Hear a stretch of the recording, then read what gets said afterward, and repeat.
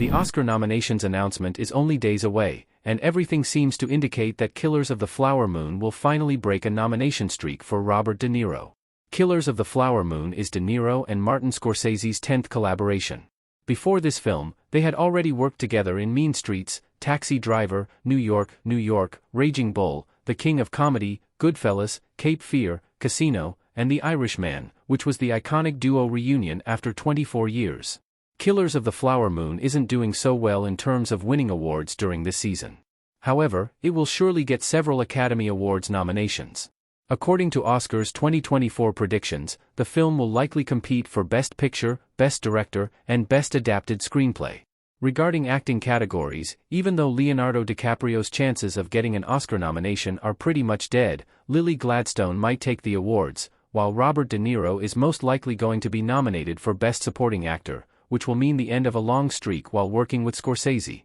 Killers of the Flower Moon will likely be De Niro's first Oscar nomination for a Scorsese movie since 1992.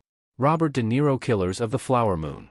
Robert De Niro's Oscar history while working with Martin Scorsese marks a positive tendency considering he has received nominations in 3 out of 9 collaborations so far, which could turn into 4 out of 10 if this year's prediction finally materializes. His role as Travis Bickle in Taxi Driver is the first of the 3 nominations while working together. With his second nomination, which was for his work in Raging Bull, De Niro won an Academy Award for the second time in his career. The third and last nomination was in 1992 for Cape Fear, meaning he hasn't been nominated while working with Scorsese in 32 years. During that time, De Niro and Scorsese worked together in 2 more movies, Casino and The Irishman, both of which featured Joe Pesci and Robert De Niro's iconic duo.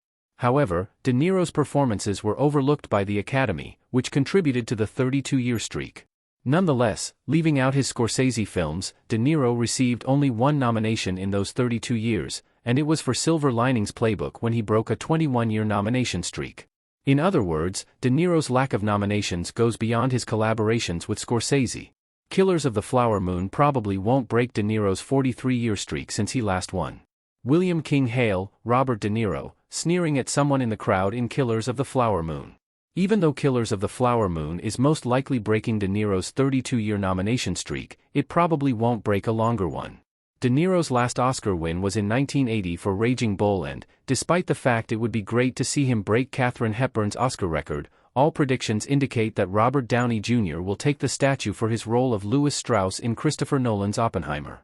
Such a long winning streak for an icon like De Niro is quite weird and makes one wonder if it will ever be broken, considering he is 80 years old.